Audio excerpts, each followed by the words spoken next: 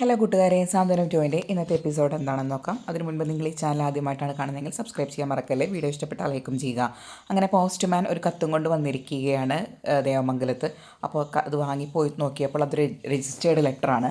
നാളെ അനുവിനോട് കോടതിയിൽ ഹാജരാവാൻ വേണ്ടി പറഞ്ഞിട്ടുള്ള ഒരു രജിസ്റ്റേർഡ് ലെറ്ററാണ് അത് കണ്ടപ്പാടെ നമ്മുടെ ഗോമതിക്ക് ആകെ ഭയമായി തുടങ്ങും. അയ്യോ, കോടതിയൊക്കെ പോവുക എന്ന് പറഞ്ഞു കഴിഞ്ഞാൽ പേടിക്കേണ്ട കാര്യമല്ലേ എന്നൊക്കെ പറയുകയാണ്. അപ്പോൾ മീനു ആശ്വസിപ്പിക്കുകയാണ്, അമ്മ ഇതൊക്കെ കോടതിയുടെ നടപടിക്രമങ്ങൾ മാത്രമാണ്. നമ്മളൊരു കേസ് കൊടുത്തു കഴിഞ്ഞാൽ നമ്മളുടെ വിചാരണ ചെയ്യലും നമ്മളുടെ മൊഴിയെടുക്കലൊക്കെ സ്വാഭാവികമാണ്. ഇതിൽ നമ്മൾ ഭയപ്പെടേണ്ട കാര്യമൊന്നുമില്ല. അനുവിനെയും കൂടി അമ്മ പറഞ്ഞ് പേടിപ്പിക്കേണ്ട ആവശ്യമില്ല, കാരണം ഇതൊക്കെ സ്വാഭാവികമാണെന്ന് പറയുകയാണ്. പക്ഷേ എന്നാലും ഗോമതിക്ക് പേടി, കാരണം ഗോമതി ബാലേട്ടനെ വിളിച്ച് വിവരം പറയുകയാണ്. പിന്നെ രാജശ്രീ വിഷമിച്ചിട്ട് നിൽക്കുകയാണ്. അപ്പോൾ രാജശ്രീ വന്ന് വെള്ളം കൊണ്ട് വരികയാണ് അച്യുതൻ്റെ അടുത്തേക്ക്. അപ്പോൾ അച്യുതനെ ആകെ വിഷമിച്ച് അച്യുതനെ ഓരോന്ന് ആലോചിച്ചിരിക്കുകയാണ്. അപ്പോൾ രാജശ്രീ ചോദിക്കും, അച്യുതേട്ടാ നാളത്തെ കാര്യം എങ്ങനെ, നാളെ നമ്മുടെ മോന് ജാമ്യം കിട്ടിയില്ലേ എന്ന്. അപ്പോൾ അച്യുതൻ പറയുന്നത് ജാമ്യം കിട്ടും എന്ന് തന്നെയാണ് രാമവർമ്മ വക്കീൽ പറഞ്ഞിട്ടുള്ളത്. അദ്ദേഹം 5 ചോദ്യം ചോദിക്കുമ്പോഴത്തേക്കും അനുശ്രീ പേടിക്കും എന്നാണ് അദ്ദേഹം പറഞ്ഞത്. തീർച്ചയായും ജാമ്യം വാങ്ങിത്തരാമെന്ന് തന്നെയാണ് അയാൾ ഉറപ്പ് വന്നിട്ടുള്ളത്. പിന്നെ ഒക്കെ അനുശ്രീയുടെ മൊഴി അനുസരിച്ചിരിക്കും. പിന്നെ ബാലൻ എന്തായാലും അനുശ്രീക്ക് നല്ല ധൈര്യം കൊടുത്തിട്ടുണ്ടായിരിക്കും മൊഴിയിൽ നിന്ന് പിന്തിരിക്കാതെയൊക്കെ ഇരിക്കാൻ വേണ്ടിയിട്ട്. അപ്പോൾ അതൊന്ന് ഭയക്കണം എന്ന് പറയുകയാണ്. അപ്പോൾ രാജശ്രീ പറയും, എങ്ങനെയെങ്കിലും എൻ്റെ മോനൊന്ന് ജാമ്യം കിട്ടിയാൽ മതി, ആ ജാമ്യം കിട്ടിയിട്ട് വേണം എനിക്ക് അവളെ ഒന്ന് കാണാൻ, അനുശ്രീ നാശം പിടിച്ചവൾ എന്നൊക്കെ പറഞ്ഞ് രാജശ്രീ ശപിക്കുകയാണ്. എന്നിട്ട് അച്യുതനോട് പറയുകയാണ്, നമുക്ക് അവൻ്റെ വിവാഹം വേഗം നടക്കണം അച്യുതേട്ട, അന്ന് അനന്തേട്ടൻ കൊടുന്ന കല്യാണാലോചനയില്ലേ അത് നമുക്ക് നോക്കാം. കാരണം അവനൊരു വിവാഹം കഴിച്ചു കഴിഞ്ഞാൽ അവൻ്റെ ഈ വിഷമങ്ങളൊക്കെ മാറും. പിന്നെ അവൻ സന്തോഷമായി ജീവിക്കാൻ തുടങ്ങിക്കഴിഞ്ഞാൽ അവൻ്റെ പ്രശ്നങ്ങളൊക്കെ മാറും എന്ന് പറയുകയാണ്. അപ്പോൾ അച്യുതൻ പറയും, ഞാനും അത് തന്നെയാണ് ആലോചിക്കുന്നത്, ഇത് കഴിഞ്ഞിട്ട് വേണം അവനെ വേഗം വിവാഹം കഴിപ്പിക്കാനെന്ന്. അപ്പോൾ രാജശ്രീ അവിടെ നിന്നിട്ട് ദൈവത്തിന് വിളിച്ച് പ്രാർത്ഥിക്കണം, ദൈവമേ നാളെ എൻ്റെ മോന് ജാമ്യം കിട്ടണേ എന്ന് പറഞ്ഞ് പ്രാർത്ഥിക്കുകയാണ്. പിന്നെ എനിക്ക് നാളെ എൻ്റെ മോനെ എനിക്ക് തിരിച്ച് കിട്ടണേ, അവനെ ഇനി ജയിലിൽ അധികം ഇടാതെ ദൈവമേ എനിക്ക് അവനെ നീ നല്ലപോലെ തിരിച്ചു തരണേ എന്ന് പറഞ്ഞ് ദൈവത്തിനോട് രാജശ്രീ പ്രാർത്ഥിക്കുകയാണ്. അപ്പോൾ ഇതേ സമയം തന്നെ നമ്മുടെ ദേവമംഗലത്ത് ചർച്ച നടന്നുകൊണ്ടിരിക്കുകയാണ് നാളെ കോടതിയിൽ എന്ത് പറയണമെന്ന്. അപ്പോൾ ഗോമതിയാണെന്ന് വെച്ചെങ്കിൽ ബാലന് ഒരു സ്വൈരവും കൊടുക്കുന്നില്ലേ. ഗോമതി പറയാണ്, ബാലേട്ട നമുക്ക് ഈ കേസ് പിൻവലിച്ചാലോ, കാരണം ഈ അനുമോളെ ഇങ്ങനെ കോടതിയിലും ഒക്കെ പോകണ്ടേ, അതാണ് എനിക്ക് പേടിയാവുന്നു എന്നൊക്കെ പറയാണ് ഗോമതി. അപ്പോൾ ബാലൻ അനുവിനോട് ചോദിക്കും, അനുമോളെ നിനക്ക് പേടിയുണ്ടോ, ഈ കാര്യത്തിൽ നിനക്ക് പേടിയുണ്ടോ ചോദിക്കുകയാണ്. അപ്പോൾ അനു പറയും, എനിക്ക് പേടിയൊന്നുമില്ല അച്ഛനുണ്ടല്ലോ കൂടെ എന്ന് പറയുകയാണ്. അപ്പോൾ ബാലൻ പറയും, ഞാൻ കോടതിയിലത്തെ കാര്യങ്ങളൊക്കെ വക്കീലിൻ്റെ അടുത്ത് ചോദിച്ചു, വക്കീൽ ഇങ്ങനെയാണ് പറഞ്ഞത്, ആദ്യം അനു കൊടുത്ത മൊഴി വായിച്ച് കേൾപ്പിക്കും, അത് വായിച്ച് കേൾപ്പിക്കുന്നതിൽ എന്തെങ്കിലും തെറ്റുകളോ അല്ലെങ്കിൽ എന്തെങ്കിലും കാര്യങ്ങളോ ഉണ്ടെങ്കിൽ നീ അത് അപ്പോൾ തന്നെ പറയണം, അത് ശരിയാണെങ്കിൽ മാത്രം നീ അതിനെ അനുകൂലിച്ചാൽ മതി എന്ന് പറയുകയാണ്. അപ്പോൾ ഗോമതി പറയും, അയ്യോ ജഡ്ജിക്കെതിരെ എതിർത്ത് പറയുകയോ, അങ്ങനെയൊന്നും പറയാൻ പാടില്ല, അവർ നമ്മളെ ശിക്ഷിക്കും എന്നൊക്കെ പറഞ്ഞുകൊണ്ടിരിക്കുകയാണ് ഗോമതി. അപ്പോൾ എല്ലാവരും ഗോമതിനെ വഴക്ക് പറയണം, അങ്ങനെയൊന്നുമല്ല അമ്മേ, ഇതിന് നടപടിക്രമങ്ങളുണ്ട്, ഇതിന് നടപടിക്രമങ്ങൾക്ക് അനുസരിച്ച് തന്നെയാണ് കാര്യങ്ങൾ നടക്കുകയുള്ളൂ, നമ്മളെ ശിക്ഷിക്കൊന്നുമില്ലേ, നമ്മളെ ഭാഗത്ത് ശരിയില്ലേ, പിന്നെ അമ്മ അനുവിന് ധൈര്യം കൊടുക്കുകയാണ് വേണ്ടത്, അല്ലാതെ അമ്മ ഇങ്ങനെ പേടിച്ചിരുന്നാൽ ശരിയാവില്ല എന്ന് പറയുകയാണ്. അപ്പോൾ ബാലൻ ചെന്നിട്ട് പറയും, മോള് വിഷമിക്കേണ്ട, മോളുടെ കൂടെ എന്നും അച്ഛനുണ്ട് എന്ന് പറയണം, എന്നിട്ട് ധൈര്യം കൊടുക്കണം. അപ്പോൾ ആനന്ദും ആര്യനും ആകാശില്ല മീനുവും മിത്രയും എല്ലാവരും കൂടി പറയാണ്, അനു നീ ഒന്നും വിഷമിക്കേണ്ട, അവർ നിൻ്റെ മൊഴി വായിക്കുമ്പോൾ ആ മൊഴിയിൽ എന്തെങ്കിലും തിരുത്തലുകളോ കൂട്ടിച്ചേർക്കലുകളോ ഉണ്ടെങ്കിൽ നീ അത് തീർത്ത് പറഞ്ഞാൽ മതി, അല്ലാത്ത പക്ഷം നീ അത് അനുകൂലിച്ചാൽ മതി എന്ന് പറയുകയാണ്. അപ്പോൾ അനു പറയും, ശരി ചേട്ടത്തി, എനിക്ക് മനസ്സിലായി, മീനേട്ടത്തി എനിക്കും കാര്യങ്ങളൊക്കെ മനസ്സിലായിട്ടുണ്ട്. പിന്നെ മീനു പറയും, ഇത് കോടതിയുടെ നടപടിക്രമങ്ങൾ അങ്ങനെയാണ്, നീ പേടിക്കേണ്ട ആവശ്യമൊന്നുമില്ല, ചിലപ്പോൾ ഇനിയും പോകേണ്ടി വരും, അതിൽ പേടിക്കേണ്ട. അപ്പോൾ ഗോമതി പറയും, എന്നാൽ ഞാൻ ഒരു കാര്യം ചെയ്യാം, നാളെ ഞാനും വരാം, അവൾക്കൊരു ധൈര്യത്തിന് ഞാനും വരാം. അപ്പോൾ ആനന്ദൊന്നും സമ്മതിക്കില്ല. ആനന്ദ് പറയും, വേണ്ട അച്ഛനും അനുവും കൂടി പോയാൽ മതി എന്ന് പറയുകയാണ്. അപ്പോൾ ബാലനും അനുവും കൂടി പോകാൻ തന്നെ താല്പര്യം. ഇനി നമ്മുടെ അനന്തനും നന്ദിനിയും കൂടി സംസാരിച്ചിരിക്കുകയാണ്. അനന്തൻ പറയും, നാളത്തെ കേസ് അലോകിന് അനുകൂലമായാൽ മതിയായിരുന്നു എന്ന് പറയുകയാണ്. അപ്പം നന്ദിനി പറയും, ഒരിക്കലും അവൻ അനുകൂലമാവരുത്, അവൻ കാരണമാണ് നമ്മുടെ വീട്ടിൽ ഇത്രയും പ്രശ്നങ്ങൾ ഉണ്ടാകുന്നത്, ഒരു 12 വർഷം അവനെ ജയിലിലാക്കണം, എന്നാലേ അവൻ പഠിക്കുകയുള്ളൂ, നാടും നന്നാവും വീടും നന്നാവും ആൾക്കാരും നന്നാവും, അല്ലാണ്ട് അവൻ അവൻ നാട്ടിലോട്ട് വന്നു കഴിഞ്ഞാൽ അവിടെ കുളം തോണ്ടും. ഈ അനുവിനോട് എന്തൊക്കെയാണ് അവൻ ചെയ്തത്, അതിനുള്ള ശിക്ഷ അവന് കിട്ടുക തന്നെ വേണമെന്ന് പറയുകയാണ്.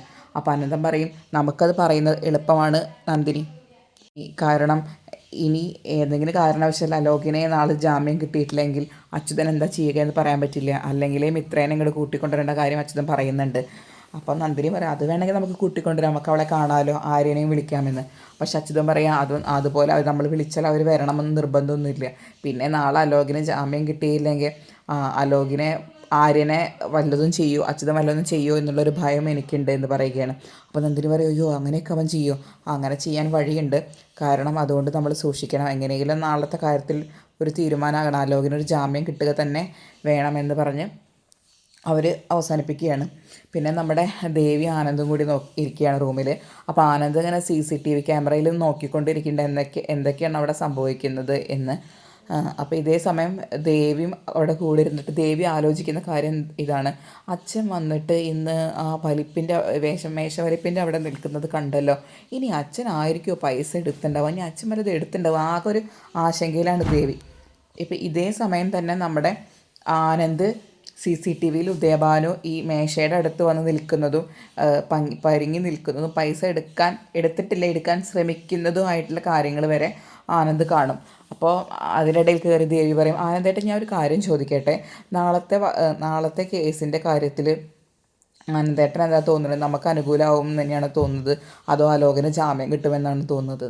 അപ്പോൾ ആനന്ദ് പറയും, നാളത്തെ കേസിൻ്റെ കാര്യത്തിൽ അലോകിന് എന്തായാലും ജാമ്യം കിട്ടാൻ വഴിയില്ല, കാരണം നമ്മളെ ഭാഗത്താണല്ലോ സത്യമുള്ളത്, അപ്പോൾ അതുകൊണ്ട് നമ്മൾ തന്നെ ജയിക്കാനാണ് വഴി എന്ന് പറയുകയാണ്. അപ്പോൾ ദേവി പറയും, അനു എത്ര ദിവസമായെന്നറിയോ അവളുടെ മുഖം ഒന്ന് ചിരിച്ച് കണ്ടിട്ട്, അവൾക്ക് എപ്പോഴും നല്ല വിഷമമാണ്, എപ്പോഴും എന്തെങ്കിലും ആലോചിച്ചിരിക്കുന്നത് കാണും, ഈ കേസ് കഴിഞ്ഞാലെങ്കിലും അവന് ശിക്ഷ കിട്ടിയാലെങ്കിലും അനു ഒന്ന് ശരിയായാൽ മതിയായിരുന്നു എന്ന് പറയുകയാണ്. അപ്പോൾ ആനന്ദ് പറയും, അതൊക്കെ ശരിയാവും, തീർച്ചയായും ഞങ്ങൾ തന്നെ ഈ കേസിൽ ജയിക്കുള്ളൂ എന്ന് പറയും. അപ്പോൾ വീണ്ടും ദേവി വീണ്ടും ഈ കേസിൻ്റെ കാര്യം ചോദിക്കുമ്പോൾ ആനന്ദ് പറയും, നീ പേടിക്കേണ്ട ദേവി, ഞങ്ങൾ തന്നെയാണ് ഈ കേസ് ജയിക്കുള്ളൂ. അപ്പോൾ ദേവി പറയും, എന്താ ആനന്ദേട്ട ഇങ്ങനെ പറയുന്നത്, സാധാരണ നമ്മൾ എന്നല്ലേ പറയാറ്, എന്തേ ഞങ്ങൾ എന്ന് പറയുന്നത്, എന്നെ മനഃപൂർവ്വം ഒറ്റപ്പെടുത്തുകയാണോ ഒഴിവാക്കുകയാണോ എന്ന് ചോദിക്കുകയാണ്. അപ്പോൾ ആനന്ദ് സ്നേഹം അഭിനയിച്ചു കൊണ്ട് പറയും, നിന്നെ ഞാൻ ഒഴിവാക്കുന്നില്ല, ഒരിക്കലുമില്ല നിന്നെ ഞാൻ ഒഴിവാക്കുമോ എന്നൊക്കെ പറയണം. അപ്പോൾ ദേവി പറയും, ആനന്ദേട്ടൻ എന്നോട് എന്തെങ്കിലും വിഷമോ ദേഷ്യമോ ഉണ്ടെച്ചെങ്കിൽ ആനന്ദേട്ടൻ എന്നെ വഴക്ക് പറയുകയോ എന്ത് വേണമെങ്കിലും ചെയ്തു, അങ്ങനെയാണ് ആനന്ദേട്ടൻ്റെ വിഷമം മാറുന്നതെങ്കിൽ ആനന്ദേട്ടൻ അതുപോലെ ചെയ്തു, എനിക്ക് ഒരു കുഴപ്പമില്ല, പക്ഷേ എന്നെ ഒറ്റപ്പെടുത്തരുത്, ഒഴിവാക്കരുത് എന്ന് പറയുകയാണ്.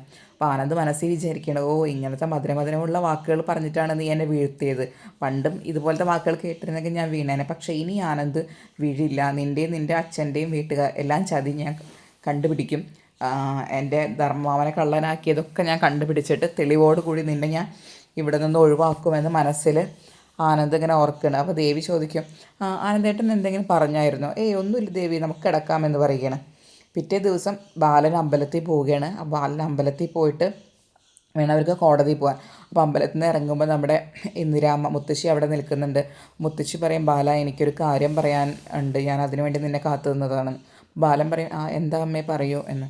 അല്ല, അലോകിൻ്റെ കാര്യം നിനക്കൊന്ന് പുനർചിന്തിച്ചൂടെ, കാരണം അലോകും എൻ്റെ പേരക്കുട്ടിയാണ്, അനു എൻ്റെ പേരക്കുട്ടിയാണ്, എനിക്ക് 7 പേരക്കുട്ടികൾ ഉണ്ടായിട്ട് കൂടി അനുവിനെയും അലോകിനെയും ഇത്രയും മാത്രമേ എൻ്റെ അടുത്ത് കിട്ടിയിട്ടുള്ളൂ. അപ്പോൾ അതിൽ അലോക് ഇങ്ങനെ പോലീസ് സ്റ്റേഷനിലായി ജയിലിലേക്ക് പോകുകയെന്ന് പറഞ്ഞു കഴിഞ്ഞാൽ എനിക്ക് സഹിക്കാൻ പറ്റില്ല. അവൻ ചെയ്തതൊന്നും ഞാൻ ന്യായീകരിക്കുന്നില്ല, അവൻ അനുവിനോട് ചെയ്തത് എല്ലാ കാര്യങ്ങളും തെറ്റ് തന്നെയാണ്, ഒരു പെൺകുട്ടിയുടെ ജീവിതത്തെ വെച്ച് കളിക്കാനൊന്നും ഒരിക്കലും പാടില്ല, പക്ഷേ അവൻ എൻ്റെ പേരക്കുട്ടിയായില്ലേ ബാല, നിനക്ക് അവനോട് ക്ഷമിക്കാൻ പറ്റില്ലേ എന്ന് പറയാണ്. അപ്പോൾ ബാലൻ പറയും, അമ്മ എന്ത് പറഞ്ഞാലും എനിക്കിത് അനുസരിച്ചേ പറ്റുള്ളൂ, പക്ഷേ ഈ ഒരു കാര്യം മാത്രം അമ്മ എന്നോട് ആവശ്യപ്പെടരുത്, കാരണം എൻ്റെ മോള് അത്രയും വിഷമിക്കുന്നുണ്ട്, അവളൊന്ന് ചിരിച്ച് കണ്ടിട്ട് എത്ര ദിവസങ്ങളായി, ഞങ്ങളൊന്ന് മര്യാദയ്ക്ക് ഉറങ്ങിയിട്ട് എത്ര ദിവസങ്ങളായി, അപ്പോൾ അതുകൊണ്ട് അമ്മ എന്നോട് അലോകിൻ്റെ കാര്യത്തിലൊന്നും പറയരുത്, കാരണം അമ്മയും പ്രതാപ് സാറും എന്നെ അത്രയും നന്നായിട്ടാണ് വളർത്തിയത്, അതിൻ്റെ ഒരു സ്നേഹം കൊണ്ടാണ്, അതിൻ്റെ സ്നേഹം എനിക്ക് എന്നും ഉണ്ട് താനും, പക്ഷേ ഈ ഒരു കാര്യത്തിൽ എൻ്റെ മകളേക്കാൾ വലുതല്ല ഒന്നും, ഞാനൊന്ന് ഉറങ്ങിയിട്ട് എൻ്റെ മകളൊന്ന് ചിരിച്ച് കണ്ടിട്ട് തന്നെ ദിവസങ്ങളായി, അപ്പോൾ ഈ ഒരു കേസിൻ്റെ വിധിയെങ്കിലും ഞങ്ങൾക്ക് അനുകൂലമായാലേ അവൾക്ക് എന്തെങ്കിലും ഒരു മാറ്റം എനിക്ക് പ്രതീക്ഷിക്കാൻ പറ്റുള്ളൂ, അതുകൊണ്ട് അമ്മ ഈ ഒരു കാര്യത്തിൽ എന്നെ നിർബന്ധിക്കരുത് എന്ന് പറയുകയാണ്. അങ്ങനെ ഇപ്പോൾ ഇന്ദിരാമ്മയ്ക്ക് ഒന്നും പറയാനില്ല. കാരണം ഇന്ദിരാമ്മയ്ക്ക് അവിടെ നിന്ന് വിഷമിക്കുക എന്നല്ലാണ്ട് പറയാനൊന്നുമില്ല. ഇന്ദിരാമ്മ പറയും നീ പറഞ്ഞതൊക്കെ ശരിയാണ് ബാല, ഞാൻ അംഗീകരിക്കുന്നു എന്ന് പറയുകയാണ്. അങ്ങനെ ബാലൻ അവിടെ നിന്ന് പോവുകയാണ്. അപ്പോൾ അലോകിന് വേണ്ടി അവിടെ നിന്ന് ദൈവത്തിന് മുന്നിൽ നന്നായി പ്രാർത്ഥിക്കുകയാണ് ഇന്ദിരാമ്മ. ഇത്രയും കാണിച്ചുകൊണ്ടാണ് ഇന്നത്തെ സാന്ത്വനത്തിൻ്റെ എപ്പിസോഡ് അവസാനിക്കുന്നത്. കൂടുതൽ നേരത്തെ സാന്ത്വനത്തിൻ്റെ കഥയും വിശേഷങ്ങളും ലൈവ് അപ്ഡേറ്റ്സും അറിയാൻ നിങ്ങൾ ഈ ചാനൽ ആദ്യം ഒന്ന് സബ്സ്ക്രൈബ് ചെയ്യുക. വീഡിയോ ഇഷ്ടപ്പെട്ടാൽ ലൈക്കും ചെയ്യുക.